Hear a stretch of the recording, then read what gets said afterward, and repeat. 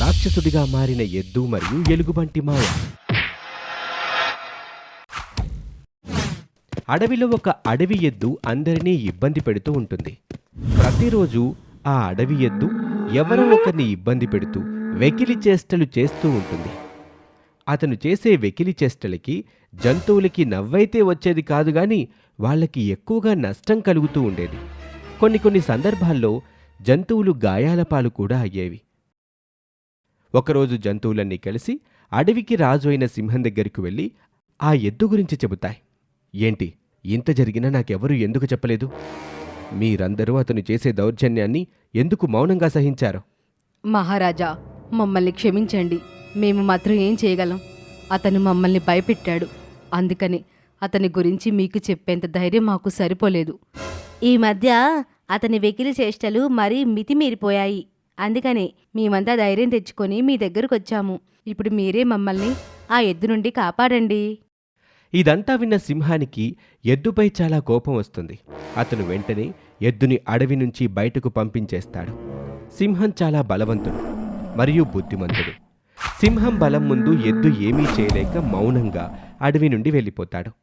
ఎద్దు వెళ్తూ వెళ్తూ తనలో తాను తిరిగి అడవికొచ్చి అందరికీ బుద్ధి చెప్పాలని నిశ్చయించుకుంటాడు. అలా కొన్ని రోజులు ప్రయాణం చేస్తూ అతను ఒక ఎండిపోయిన చెరువు ఒడ్డుకు చేరుకుంటాడు. అక్కడ ఒక చీకటి గుహ కూడా ఉంటుంది. అరే, ఏంటి నా కర్మ! ఈ చెరువు కూడా ఎండిపోయి ఉంది. నాకేమో చాలా దాహంగా ఉంది. ఆకలి దప్పికలతో నా ప్రాణాలు పోతున్నాయి. ఇప్పుడు నీళ్లు కూడా ఎలా తాగాలి? అరే, ఈ గుహ ఏంటి? ఇందులోకి వెళ్ళి చూస్తాను. ఏమైనా తినటానికి త్రాగటానికి దొరుకుతుందేమో. ఎద్దు రెండోసారి ఆలోచించకుండా ఆ చీకటి గుహలోకి వెళ్తాడు. ఆ గుహ బయట నుండి చూడ్డానికి చీకటిగా ఉన్నా లోపల మాత్రం ఒక వింతైన వెలుతురు వ్యాపించి ఉంటుంది. ఆ వెలుతురులో ఎద్దుకి ఒక మూలన కొన్ని పళ్ళు కనిపిస్తాయి. ఆ పళ్ళు చూడగానే ఎద్దు వాటి దగ్గరకు వెళ్తుంది. ఆ పళ్ళలో నుండి ఒక వింతైన వెలుతురు వస్తూ ఉంటుంది. కాని ఆకలితో ఉన్న ఆ ఎద్దు ఆ వెలుతురుని చూసి చూడనట్టు వదిలేస్తుంది. వారెవ్వా, ఈ పళ్ళన్నీ ఎంత తాజాగా ఉన్నాయో! ఇవి ఎవరివైతే నాకేంటి? ఇప్పుడు ఈ పండ్లు నావి, నేనే వీటిని తింటాను. ఇలా ఎద్దు ముందు వెనక ఆలోచించకుండా ఆ పళ్ళన్నీ తినేస్తుంది. వాటిని తిన్న కొద్దిసేపటికి ఎద్దు కడుపులో అలజడి మొదలవుతుంది. అకస్మాత్తుగా తన శరీరంలో కొన్ని దుష్టశక్తులు వచ్చినట్టు అనిపిస్తుంది. అలా చూస్తూ ఉండగానే తను ఒక సాధారణ ఎద్దు నుండి రాక్షస ఎద్దుగా మారిపోతుంది. ఎద్దుకి ముందు నుండి రాక్షస మనస్తత్వం ఉంది. ఇప్పుడు శరీరం కూడా రాక్షసుడిగా మారిపోతుంది. ఎద్దుకి తనలో వచ్చిన మార్పు గురించి తెలియగానే ఆనందంతో నవ్వుతాడు. బహుశా ఈ రాక్షస బలం నా రాతలో రాసి ఉందేమో. అందుకే నన్ను అడవి నుండి తరిమేశారు. కానీ నేను నా అవమానానికి ప్రతీకారం తీర్చుకుంటాను. ఇప్పుడు నేను ఆ సింహాన్ని కూడా ఓడించి చూపిస్తాను. ఇప్పుడు ఆ అడవిలో ఏ జంతువు ప్రాణాలతో మిగలదో నేను ఒంటరిగాని ఆ అడవిని పాలిస్తాను. అతని రాక్షస బుద్ధితో అడవి వైపుకు బయలుదేరతాడు. అతను ఎంత వేగంగా వెళ్ళాడంటే 2 రోజుల్లో ముగించాల్సిన ప్రయాణం ఒకే రోజులో పూర్తి చేస్తాడు. అడవిలోకి వెళ్ళగానే అతను జంతువులపై అరాచకాన్ని సృష్టిస్తూ ఉంటాడు. అతని రూపాన్ని చూసి జంతువులన్నీ భయపడిపోతాయి. అటూ ఇటూ పరుగులు తీస్తాయి. కొన్ని జంతువులు వెంటనే సింహం దగ్గరకు చేరుకుంటాయి. మహారాజా, మహారాజా, మమ్మల్ని కాపాడండి. ఆ ఎద్దు రాక్షస ఎద్దుగా మారి తిరిగొచ్చి జంతువులని చంపుతున్నాడు. మీరే ఏదో ఒకటి చెయ్యాలి. ఏంటి, రాక్షస ఎద్దా? తప్పకుండా అతను ఆ నల్ల చెరువు దగ్గరికి వెళ్ళుంటాడు. ఇప్పుడు నేను కూడా వాణ్ణి ఆపలేను. నువ్వొక పంచే. అడవికి రెండో మూల ఒక బంగారు గుహ ఉంది. అందులో ఒక ఎలుగుబంటి బాబా తపస్సు చేస్తూ ఉంటాడు. నువ్వు అతని దగ్గరికి వెళ్ళు. ఎద్దును ఆపే ఉపాయాన్ని కనుక్కో. ఈలోగా నేను ఎద్దుని ఆపే ప్రయత్నం చేస్తాను. సింహం మాటలు విన్న కోతి వెంటనే బంగారు గుహ వైపుకు బయలుదేరుతుంది. ఇక్కడ సింహం రాక్షస ఎద్దును ఎదుర్కోవటానికి సిద్ధమవుతుంది. ఎద్దు ఒక్కొక్కరిగా జంతువులన్నింటినీ కిరాతకంగా చంపుతూ ఉంటుంది. ఇది చూసిన సింహం ధైర్యం చేసుకుని రాక్షస ఎద్దుకు ఎదురుగా వెళ్ళి నిలబడతాడు. ఎట్టకేలకు నువ్వొచ్చావన్నమాట. రా, ఈరోజు ఈ జంతువులు కూడా చూస్తాయి. ఇదంతా నువ్వు చెప్పటం లేదు. నీ శరీరంలో ఉన్న దుష్టశక్తులు చెప్తున్నాయి. నువ్వు ఆ దుష్టశక్తి అదుపులోకి వెళ్ళకు. లేదంటే తర్వాత నీకు పశ్చాత్తాపడే సమయం కూడా దొరకదు. ఇప్పటికీ సమయం ఉంది. అప్పుడు నువ్వు నన్ను సులువుగా చంపుదామనా? హహహ, నీ మాటల్లోకి రావటానికి నేనేం వెర్రివాణ్ణి కాదు. నీ పిచ్చి మాటలాపి నాతో తలపడ్డానికి సిద్ధమవ్వు. సింహం ఎద్దుకి నచ్చజెప్పే ప్రయత్నం చేస్తుంది, కానీ ఎద్దు సింహం మాటల్ని పెడచెవిన పెడతాడు. ఇప్పుడు సింహానికి ఆ ఎద్దుతో తలపడ్డం తప్ప వేరే మార్గం ఉంటుంది. ఇక మరోవైపు కోతి బంగారు గుహ దగ్గరికి చేరుకొని ఎంతో ధైర్యంతో లోపలికి వెళ్తుంది. లోపల ఒక పెద్ద ఎలుగుబంటి తపస్సులో లీనమై ఉంటుంది.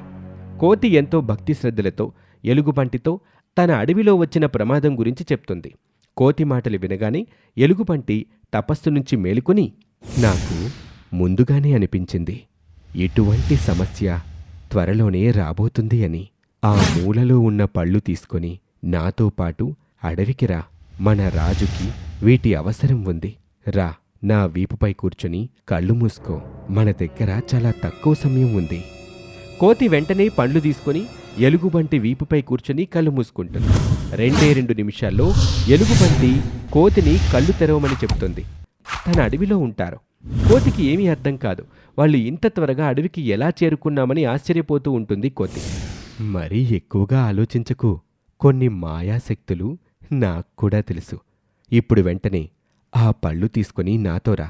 నేను సైగ చేసిన వెంటనే నువ్వు ఈ పళ్ళని ఎద్దు నోట్లోకి వెయ్యాలి. దాంతో ఆ ఎద్దు ఈ పండ్లని తింటుంది. ఆ రాక్షస ఎద్దు మా ప్రాణాలు తీస్తుంటే మీరు వాడికి పళ్ళు తినిపిస్తారా? హరే పిచ్చోడా, పళ్ళు తింటే ఆ రాక్షసుడి బలం తగ్గుతుంది. అందుకే ఈ పళ్ళని వాడికి తినిపించటం చాలా అవసరం. ఎలుగుబంటి చెప్పిన మాటలు కోతికి అర్థమవుతాయి. వాళ్ళు వెంటనే సింహం మరియు ఎద్దు తలబడుతున్న చోటు దగ్గరికి వెళ్తారు. ఇప్పుడు గనక సింహానికి సహాయం అందకపోతే సింహం చనిపోయే అవకాశం కూడా ఉంది. ఎలుగుబంటి వెంటనే అతని మాయాశక్తులతో ఎద్దుపై దాడి చేస్తుంది. దాంతో ఎద్దు చాలా దూరంగా వెళ్ళి పడిపోతుంది. అకస్మాత్తుగా జరిగిన ఈ దాడి వల్ల ఎద్దు కోపం మరింతగా పెరిగిపోతుంది. అతను కోపంతో గట్టిగా అరుస్తూ ఉంటాడు. ఆ, వెనక నుండి దాడి చేస్తారా? ఇప్పుడు నేను ఎవ్వర్ని వదలను. కోతి, ఇదే సరైన సమయం. ఎద్దుకి ఆ పళ్ళు తినిపించు. ఇప్పుడే తినిపిస్తాను. ఎద్దు నోరు తెరిచి గట్టిగా అరుస్తూ ఉంటుంది. ఇదే సరైన సమయం అనుకొని కోతి ఆ పళ్ళని విసురుతూ అతని నోట్లోకి వేస్తుంది. ఎద్దు ముందు వెనక ఆలోచించకుండా ఆ పళ్ళన్నీ మింగేస్తుంది. ఆ పండ్లు అతని కడుపులోకి వెళ్ళగానే అకస్మాత్తుగా ఎద్దు తల తిరగటం మొదలవుతుంది. నిశ్శబ్దం అలముకుంటుంది. ఇక అకస్మాత్తుగా ఎద్దు లేచి నిలబడుతుంది. ఇప్పుడు ఎద్దు మునుపటిలా సాధారణ ఎద్దుగా కనిపిస్తూ ఉంటుంది. నన్ను క్షమించండి. నేను చేసిన తప్పు క్షమించరానిది. అయినప్పటికీ నేను మిమ్మల్ని క్షమాపణలు అడుగుతున్నాను. నేను మాటిస్తున్నాను. నేను ఈ అడవి వదిలి వెళ్ళిపోతాను. ఏదేమైనా నేను ఎప్పటికీ ఇక్కడికి తిరిగి రాను. ఎద్దు తలదించుకొని అడవి వదిలి వెళ్ళిపోతుంది. ఎద్దు వెళ్ళగానే జంతువులన్నీ ప్రశాంతంగా ఊపిరి పీల్చుకుంటాయి. ఇంతలో సింహం దృష్టి ఎలుగుబంటిపై పడుతుంది. అతను అందరి తరపున ఎలుగుబంటికి ధన్యవాదాలు చెప్పుకొని ఇకపై అడవిలో ఎటువంటి ఇబ్బందులొచ్చినా తమకు సహాయం చేయమని కోరుకుంటారు. ఎలుగుబంటి కూడా సింహం కోరికను అంగీకరించి తన రీతిలో అక్కడి నుంచి మాయమైపోతుంది. ఇది వాల్టి కథ. మరొక కథలో మళ్ళీ కలుద్దాం. నమస్తే.